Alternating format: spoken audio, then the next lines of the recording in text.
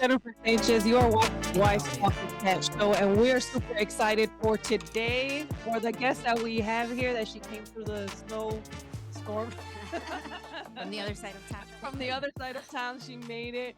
Who am I? My name is Jennifer Sanchez. I'm the founder of the Wise Alliance Network. I'm also a real estate investor. So definitely, if you guys need more info, feel free to send me a message. Go to wisealliancenetwork.com.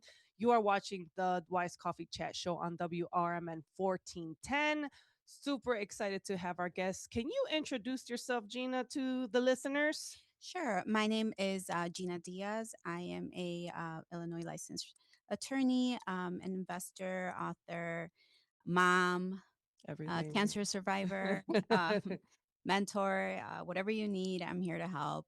Been doing real estate investing for about 10 years. Also have a real estate investing women's group where we teach women how to invest in real estate and, become financially independent. And yeah, I have my own law practice. We primarily focus on real estate investing for investors, also do immigration, some civil, and a little bit of everything. That's awesome. I personally, you guys, I personally know Gina. This is my not only a friend but an attorney, my attorney as well. So we work closely together. So tell me a little bit, Gina, about. I know you said cancer survivor. You said all these things that you do. What led you into being a lawyer? How did it all start for you? Well, I originally wanted to be an actress. I wanted to be Really? a telenovela actress, and I was gonna like turn 18 and go to Mexico City and become a big famous telenovela actress, right? I took acting all my life, and that's really what I wanted to do. But then, I got pregnant when I was 19.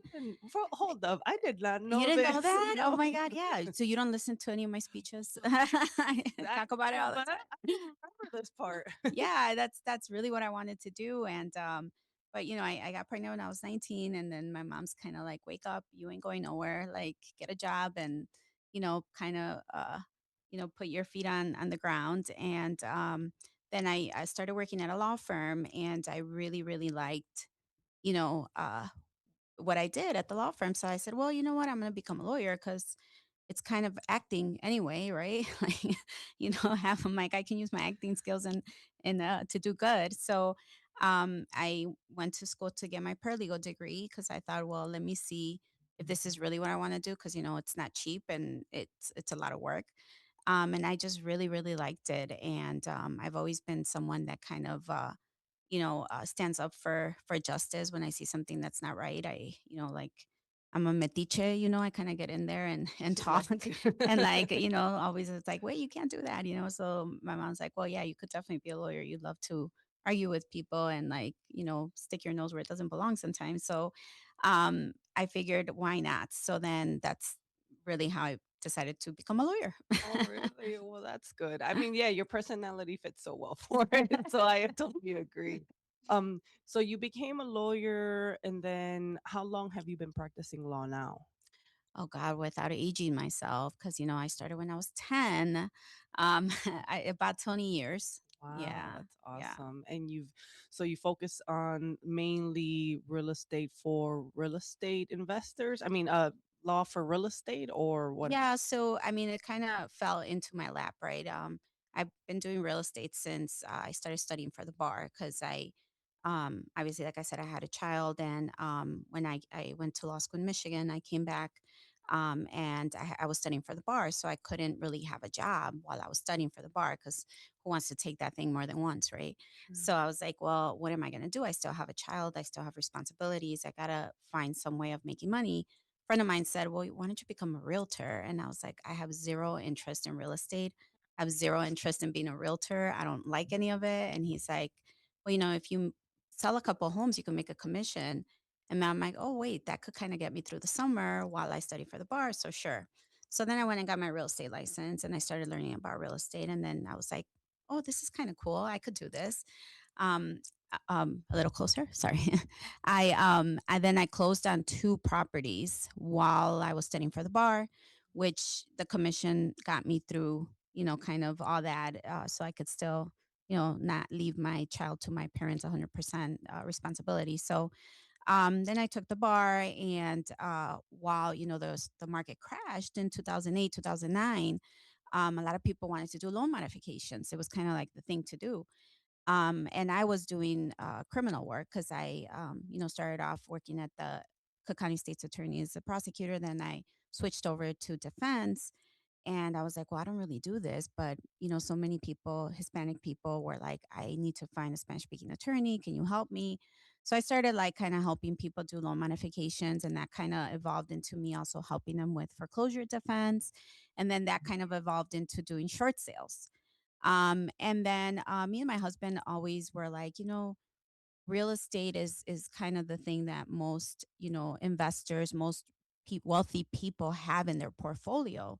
So Yeah. there's obviously some truth to the fact that real estate is what creates the wealth, right? But we just didn't know how.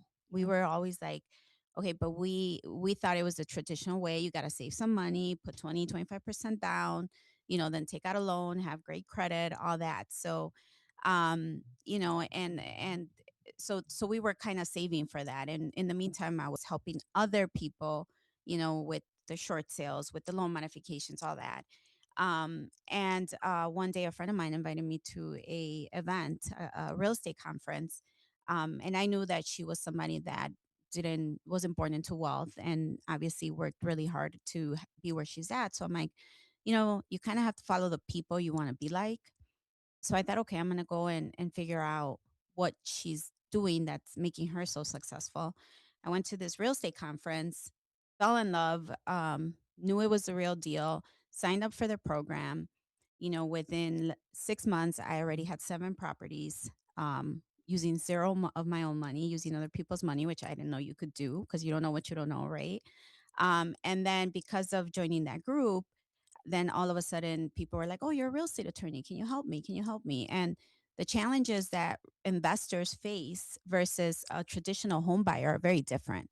Traditional home buyer obviously is probably not going to buy a distressed property. They're probably going to buy retail. And there's going to be little home inspection issues, but nothing major like investors where we're going to have to clear liens. We're going to have to like go to court and get demolition orders vacated, all these different nuances. So I started all of a sudden learning it because I was doing it for myself and doing it for other real estate investors. You said demolition orders. I was like, oh, I know those. Yeah, you definitely do. So real estate investors pick properties that are distressed. So you really have to know how to work around those with the villages, with the city. They're not easy to do and they take a lot of time. So it's kind of like a niche, right? And then just because of what I do for myself, I help other people do it. It's just kind of developed into that. So I would say 75% of my real estate practice is investors only. I still do traditional home buyers, of course, but I think that my specialty is definitely working with real estate investors. Oh yeah, of course, definitely, I agree. And then I know at one point you were doing immigration law, right? You were heavily into that as well, right? Yeah, I still do it. I would say immigration and real estate are my two, me personally, niches. My law firm, obviously, we handle all different types of laws, civil, evictions, foreclosures, some family issues, things like that. But me personally, it's immigration and real estate. So what are your, I'm just curious how, what are your thoughts without getting into politics on what's happening right now with immigration? How much time we have? We have a full hour. I mean, it's very sad, what's happening. I never thought that I would live through something like this. I mean, my best friend is Jewish, and I told her, I said, I don't, obviously, I'm not trying to downplay, the Holocaust and everything that happened, but I feel like we're kind of, in a similar situation because people are being thrown into, these detention centers that are just deplorable. And they're just being stopped on the street because they look illegal, whatever that means, And I mean, we see people that are U.S. citizens being detained just because of the way they look. Yeah. So I think it's horrible. It's just so unfair, and due process is out the window. Judges are being terminated if they rule favorably for people, and I feel like we're living in a very surreal time, and it's really hard. And for me as an attorney, it makes it even harder because they come to me for help, and to be able to say I can't do anything Wow. just really, really sucks because you know you want to help, you know that these are their rights, but you know that they're not going to be respected. So what do you do? Yeah, that's such a sad thing too. And I remember we've had a conversation. You said it's just a sad time, and your daughter's following into your footsteps, right? And Yes. she passed the exam, right? Yeah, she just graduated from law school in May, and now she's practicing. She's doing real estate as well. I mean, immigration. I told her, I said, why? And Yeah. she's like, I mean, I'm an immigrant. I came here when I was 5 years old. I was born in Mexico originally as well. So she's like, Mom, I feel like I got to give back. And obviously, she was born here, but it's a very, it makes me feel very proud to know that I didn't even have to put that in her. I was like, go do personal injury or something that's gonna like make you rich or, not that hard. And she's like, no, this is what I want to do. So she's doing immigration law right now as well. And I mean, she is starting to realize why I said don't do it because it's very heartbreaking. You want to help people. You really want to like be there, especially when you see people like 70-year-old people that have been here for 50 plus years. Oh no. And, they stop to get gas at a gas station and now they're being detained because of the way they look. And they're 70 some years old. They don't even speak the language. They've been here their whole life. Now they're going to be detained at that age. It's just like, oh my God. Or the children that are Yeah. being like detained for no reason. And they don't even know when you're asking them, where your papers, they don't even know what that means. Yeah, of And course. clearly they don't care. Yeah, yeah, that's sad. And I know you're vocal about it. That's why I'm asking. I've seen you post things on your social media platform.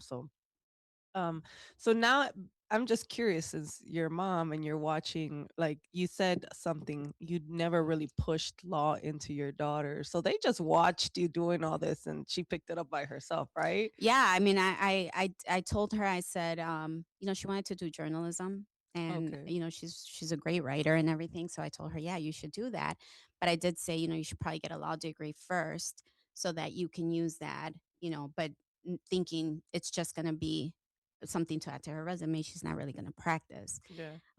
But yeah, I'm very proud of her. Oh, that's good. Yeah, no, she's awesome. So now, with everything that you're doing right now with the real estate, right, and the law, right, how do you balance it all? I know that's probably one of my biggest questions, right? Because you're a mom of three, a wife in real estate. I'm just real curious to know, like, what's your tip on balancing? If there is a balance, I don't know. Right? You don't sleep pretty much. You know, No, I mean, my husband's wonderful. He's also a real estate a realtor and a general contractor. So his job is a little bit more flexible. He's mostly on the road a lot. So he helps out a lot. I'm an only child, so I get my parents all to myself. And they also help out a lot. So they're actually in Mexico right now. So I'm babysitterless. oh, But we make it work. I mean, my children, they're already a little bit older. My youngest is 13, 15 and, 25. So my 25-year-old also helps a lot. So, we just kind of help each other and we just go with the flow. And I think I'm blessed that I can really work from home or, wherever I'm at, make it work. And I have wonderful people around me that it really does take a village. It really, really does. yeah, especially because I think the Hispanic household and Latino families, we're big on like family. We're big on having all the generations with each other, right? And Right. right, Yeah. so like you said, your parents are there, your kids are there, right? Like Yeah. I'm sure when that happens, your kids will be hanging out, right? Like, Exactly, exactly. I mean, um, it helps to have, a wonderful support system for sure. I mean, I can't sit here and say I'm Wonder Woman. I do it all alone. I don't. I have a lot of help. I feel very blessed for that. And, you just kind of make it work. yeah. It falls into place somehow, some way. Absolutely. And I know that you've actually you I when I threw a conference years ago, you're the one that convinced me to get into real estate, unfortunately. No. It was you though. What do you You mean, were the unfortunately? I'm just playing. I'm just playing. You're the reason. Look at how much financial freedom you have I now. know it's great. But it's still very stressful. It Nothing comes. worth it in life is going to be easy, Yeah. and that's what I tell people when they're like, well, this is kind of hard, or I got to do this, and it's like, well, listen, you're going to feel better about it when you come out at the end, because you know you put all that blood, sweat, and tears into it. You earned it. It Mhm. wasn't just handed to you, you know? At That's least for sweet. me, like everything I have in life, I've earned it. Nothing Yeah. has been handed to me. So it just feels that much more special. And the first time it may be hard, but I know you're like what on your third or fourth property already. And Yeah. like it, I'm sure it doesn't feel the same way as it did with your first one. Yeah, no, for sure. It's better. Yeah, yeah, you're Yes. right. Yeah. Yeah, yeah, you're right. It gets better. Listen, It gets easier. it gets easier. So I know that when I had you speak at my conference years ago, the women's conference, you spoke on your story of the ovarian cancer and how you overcame that. So I know we're gonna take a break in a little bit, but how did you navigate that, or tell us a little bit about that story? Yeah, well, that's actually what made me finally get into real estate. It was just something unexpected. I had just had my youngest daughter, and I had like this horrible pain in my stomach that kept coming and going, coming and going. And, as women were busy, I had at the time I was doing criminal defense work, I had a big America's Most Wanted, profile case that I was going to go to trial on. So I was like, get this baby out because I got trial to take care of, Oh wow. and, I didn't go for my checkup after having my daughter because I was busy with work and I just didn't have time. And, I was at the gym training I had gotten a personal trainer to, get back in shape. And um, I just had this excruciating pain in my stomach again. And this time it just didn't go away. I ended up in the emergency room and they're like, "Oh, you have a 5-pound tumor on your left ovary." And I'm Oh like, wow. "Okay, we'll take it out because I got trial. I gotta go, you know?"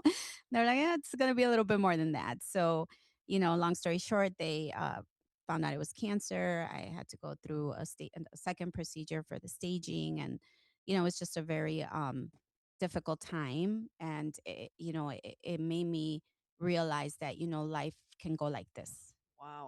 in a flash of an eye. And I definitely want to keep talking about this, but you guys stay tuned. We'll be right back after this quick break, and we're going to talk more with Gina about her story, how she overcame ovarian cancer. So don't leave. Stay tuned.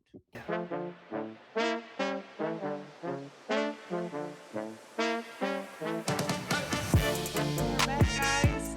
Thank you for chiming in. We're having this conversation with Gina Diaz, attorney. What's the name of the company? Diaz case law. Diaz Queso. Mhm. I should know this. But as we were conversating before we went on the commercial break, we were talking about her story of overcoming ovarian cancer, which is what actually led her into real estate. So I know the last thing that we were talking about is you were sharing how you were working out, you were training, and then you found out you had this mass. Can you keep talking more about that? Yeah, so I, ended up in that emergency room where they were like, "You have this 5-pound tumor that, kind of grew from when I had my daughter."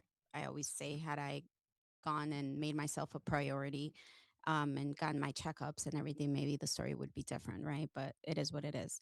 And so at that time, I'm an only I'm an only child. I have 3 daughters at this time, and I'm pretty much the breadwinner for my family. So it just kind of hit me like, what was to happen if I don't make it out of here? Like, what's Mhm. going to happen with my children? What's going to happen with my parents?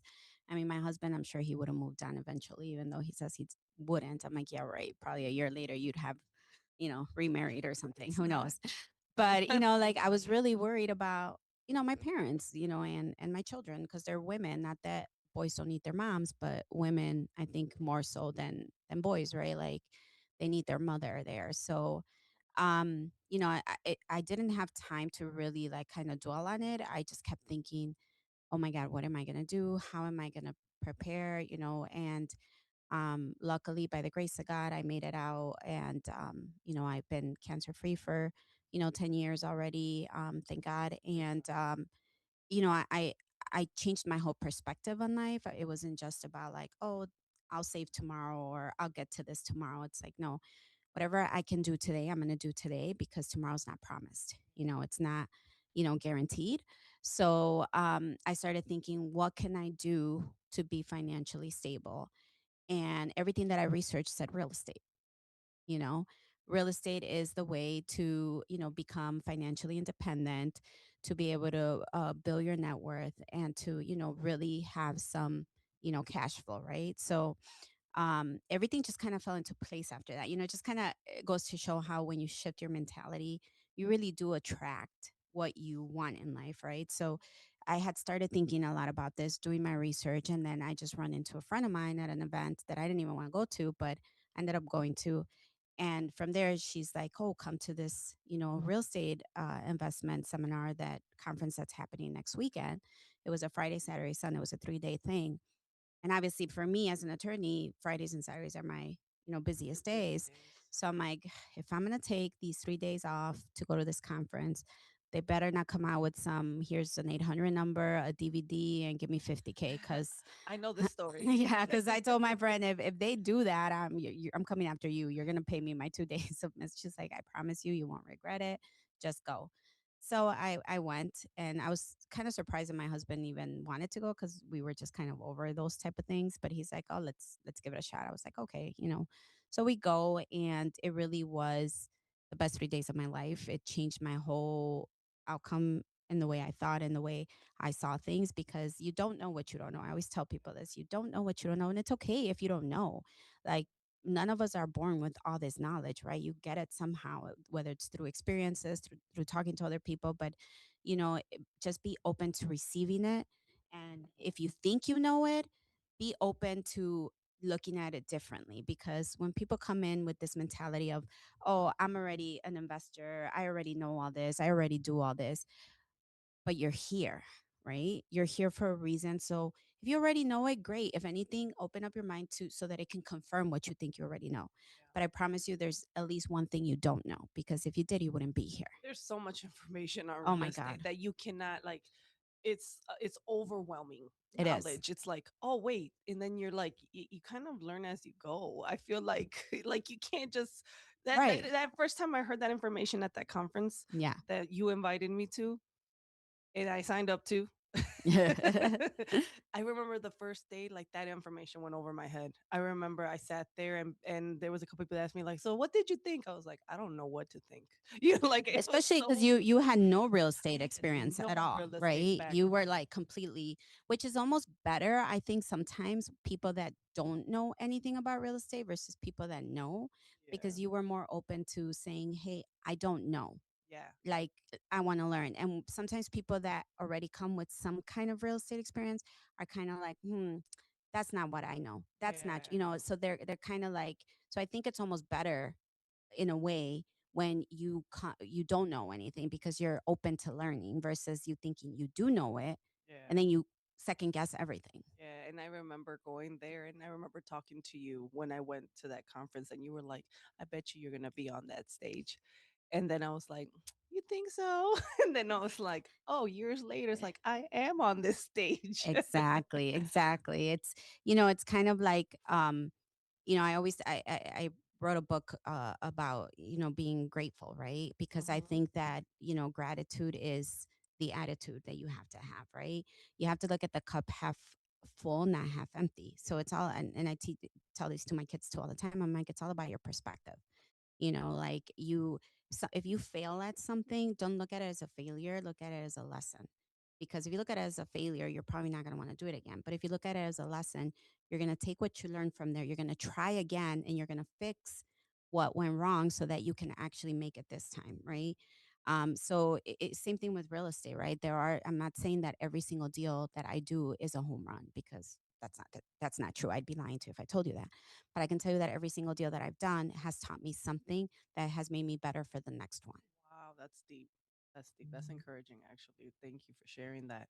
So, with the ovarian cancer that led you into real estate, that thank God you overcame, like what did you think at that time? Because you were worried, like you were thinking about your kids and you want to provide stability. I think like this, what's the statistic? You told me the statistic like of like the rates of like, Well, they call it the silent killer for a reason, right? yeah. Ovarian cancer is one of the uh, worst cancers that kind of takes over women. And they call it the silent killer because you really don't know you have it until it's too late. In my situation, Wow. I did have symptoms, but they're very women common symptoms. You're like, oh, it's that time of the month, or oh, I must have ate something that didn't make me feel. They're just very common that you could get from an upset stomach, or from Oh, that time of the wow. month type of situation. So you just kind of brush and brush and brush them, and usually by the time it gets really bad, it's spread.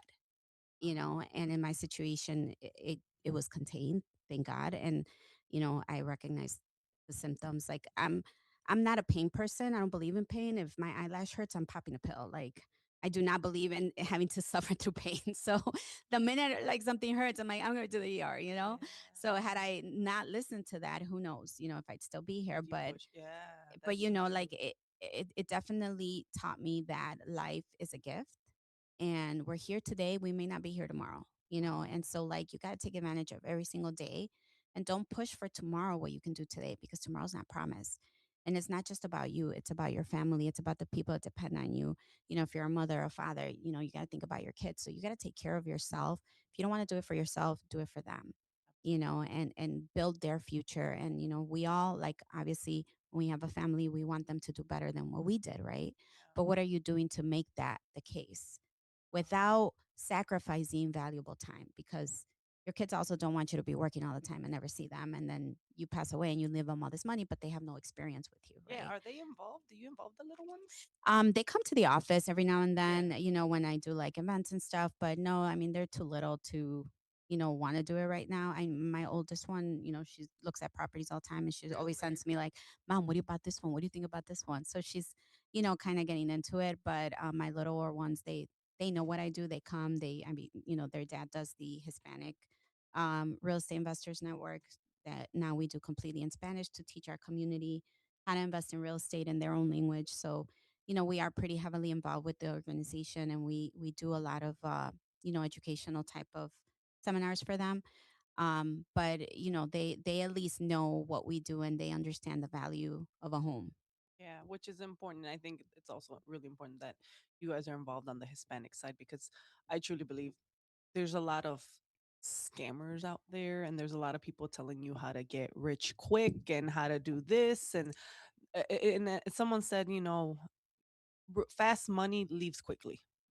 Mhm. So how do you make it, how do you grow it and sustain it and keep it, right? Right, So and our Hispanic community doesn't really get that information, right? There's right. really, and they might get cheated. So I'm glad that this is what you're focusing in on because there's not enough information out there for them. Really, there isn't. And it's heartbreaking to me when I hear stories of what people that had a little bit of money saved up, they linked up with a realtor or with somebody who, already does real estate Right. investing. Yeah.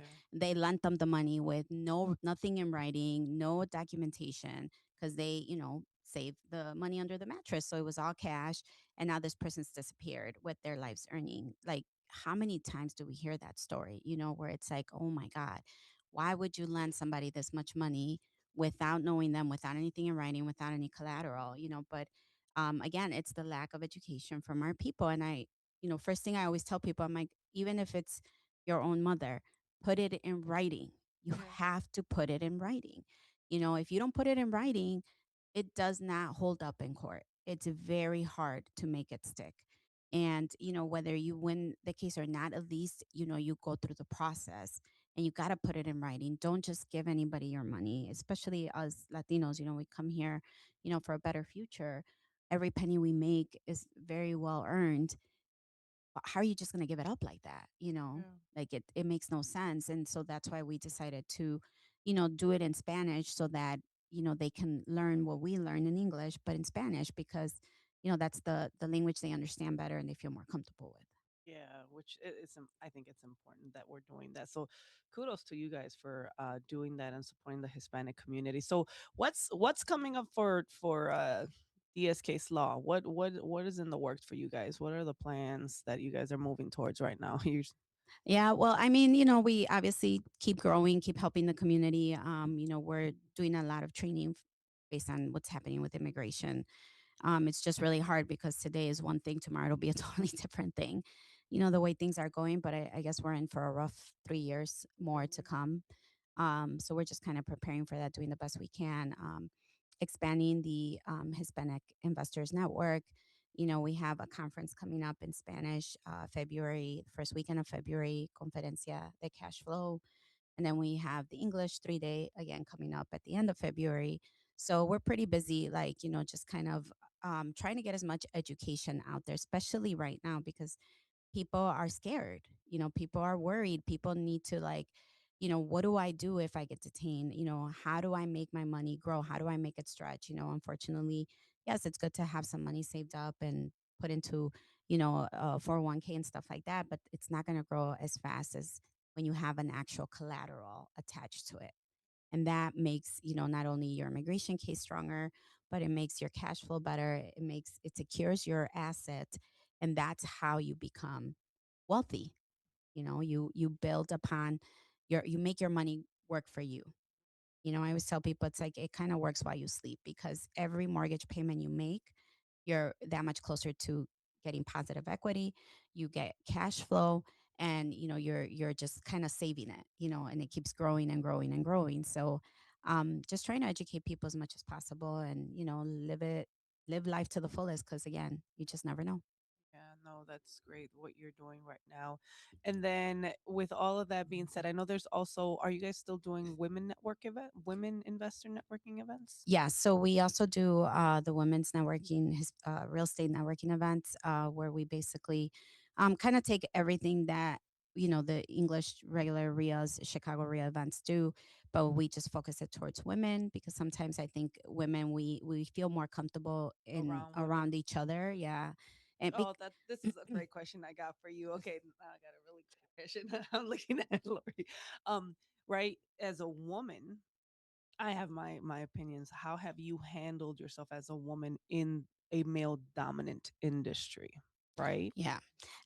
Good question, because I think sometimes, especially when I started in my legal career, women, I think they felt that they had to be, I want to say, I don't know if I can say it, but bees. Yeah, yeah, no, They no. had to be like, you know, tough and like hard, and like, I'm gonna be harder on you, because if it took me this long to get here, I'm gonna make it even harder for you. And I think it should be the total opposite. Okay. I look at it differently. It's like, I'm gonna help you climb to the top. I'm not gonna make you go through what I went through, because that's how we just kind of keep each other down. We should be pulling each other up. So I don't look at it any different. I don't go with the mentality of, oh, I'm just a woman. How am I gonna make it? I'm just as equal as you are, because I know just as much as you do. My blood flows just like yours. We are equal. We're humans, man or woman, I don't care. If I don't know something, I just say, you know what, I'm really sorry. I don't understand that. Can you explain it again? I always tell people, like, hey, don't be afraid to say you don't know. The only dumb question is the one you don't ask. That's true. So I don't, you know, feel any different being a woman. Um, there are times that you can use it to your advantage, like, I think, again, I look at the cup half full and I half empty. Use it to your advantage. Sometimes, because men may think that, oh, you're just a woman. I'm like, oh yeah, I'm just a woman. I'm not really sure. How do I do this? Whatever. If it's going to get the job done, it'll get the job done. Use it to your advantage. Don't look at it as a crutch. I Look at got it you. as, an asset. That's good. No, but that's sometimes where you have to play, be specific, be strategic, right? Right. Exactly. Like women have to know how to get what they need to get, however they need to get it, right? Exactly. As long as it's legal. Yeah, sure. Yeah. Coming from the attorney. Yes, yes. As long as it's legal, and you don't, compromise any of your personal morals and beliefs, like, hey, use what you can to get where you need to get, and without having to, cause anybody any harm or anything like that. Even just being Latina, like, I don't go in there thinking I'm a Latina woman. I go in there thinking I'm a real estate investor, I'm an attorney, I'm just as good as you are. Absolutely. And I think even and when you're more knowledgeable as a woman in real estate, you get more respect from your male peers. Right? If Exactly. you're serious and you really carry yourself in a way and you talk and they hear like, "Oh, she really knows what she's talking about," Right. then right away the respect is there. Right, Right? exactly. And then if the respect isn't there, you give it right back. I don't care who you are. If you're gonna disrespect me, you're gonna get the same from me. And even especially like older white males, not to, like, put anybody in a box, but I get a lot of older white male attorneys. sometimes that, they talk to you a certain way because they're like, oh, you're just a young Latina attorney. And it's like, no, I don't care. Right here, we're equal. You're not my elder. And if you're going to disrespect me, you're going to get the same back from me. But if we're going to be professionals, we're going to be professionals. Like, I Yeah. don't look at you any differently. We're equal. Well, you've been doing this for 20 years. You Yeah. and you were a prosecutor. It wasn't like, Yeah, so exactly. It's like you kind of, like I like to be fair, like, hey, if something on my end is wrong, like let's try to fix it. But if something on your end is wrong, don't come sit here and try and act like it's not. Let's be adults and that's let's true. fix it, cuz I think being an attorney is about helping people fix their problems, not Yeah. making them bigger just so you can make more money, cuz that's not what we should be doing, but unfortunately, Yeah, so many times I've heard people in real estate where they say, "Oh, I found this deal and I brought it to an attorney, and then the attorney tries taking it from me." yeah. Yeah. And I was just sitting there like, "My God," right? Like, I'm so glad my attorney doesn't do that, you know? Yeah, it's unfortunate because I've seen that too, where I've had to tell attorneys like, "I'm sorry, are you the realtor or are you the investor? Your job is to worry about the legality of this deal, not whether the price is appropriate, not whether, this neighborhood is good or not. That's not your job. Stick to your job." But then you come to realize they're really trying to kill the deal because either they want to take it or they have somebody else they want to take it. And that's where you're just like, that is so unethical. That is not what you're supposed to do. And, unfortunately, I always tell people, especially investors, you got to pick the right attorney, That's true. because if you don't pick the right attorney, your attorney can literally kill your deal. Wow. Literally, they can cause you to kill your deal because you put all your faith on them and they're telling you something that's not accurate. And now you're going to walk away from the deal. And guess what? A couple weeks later, that same attorney's either going to pick up the deal or all of a sudden one of her clients picked up the deal. And all of a sudden, it's a good deal. Yeah. Oh, no, no, and I know exactly what you're talking about because 'cause there's been times that you worked with me in a deal and you've saved the deal because the other end was acting crazy, and I was Right. like, "Oh my god." Yeah, it's a doggy dog world It sometimes. is, You it wouldn't think you'd is. think real estate boring. No. No, at all, like Drama. it is very much so. So, I mean, I appreciate all the information that you're sharing because, I mean, it is a lot. And I think you're right, having the right attorney is critical for real estate deals. And I think even for the wholesaling component, Yeah. so many times I run across wholesalers who wholesale properties and they have no idea what the heck they're doing, nor does their lawyer know what they're doing. Yeah. And they're like, "Can I borrow your contract?" I'm like, "Look, this is my lawyer. Go reach out to her and get the contract from her. This is the contract I use. Her information's on it." So, Yeah. but there's so many times that they don't even have the right team to help them. No, and I get, so many attorneys that'll reach out and say, "Can you help me? I know you do these a lot." And I have no problem. I'll be like, "Sure." To me, they're not competition. We're colleagues. So, one day I may need something from them. So I try to, help as much as I can. But if you're going to sit here and, kill my deal because you don't know what you're talking about, we're going to have a problem because you just admit you don't really understand this deal. You don't know how it works. I will be more than happy to walk you through it. But when you're sitting here acting like what we're doing is illegal or like, there's something compromising the deal, we're going to have a problem. Yeah, yeah. So Yeah. now I'm You've seen it learning. all. All right. So if someone wants to get in touch with you, Gina, where would they go? Yeah, you guys can always visit our website. It's diazcase.com, DIAZ case, CASE.com. Or, I always give out my personal cell phone, 773-318-0216. Or you can email me at gina@diazcaselaw.com. And then all the law, right? You said you do mainly real estate, but you do immigration. We What do else? civil, we do foreclosure defense evictions, we do some criminal and some family law, so and personal injury. So we kind of do it all. I have other attorneys that work for me, so it's not just me. And we can if we can't do it, we have other attorneys that we work with that we can refer you to. Beautiful. So that you heard that. So thank you so much everyone for watching. This has been an amazing conversation. You guys reach out to Gina if you need any help with law. Just her website, they're showing it right now on the YouTube channels. But thank you so much for being with us. Make sure you guys follow me, Jennifer Sanchez, or Wise Coffee Chat Show on YouTube. You guys have a great and amazing rest of your week. God bless.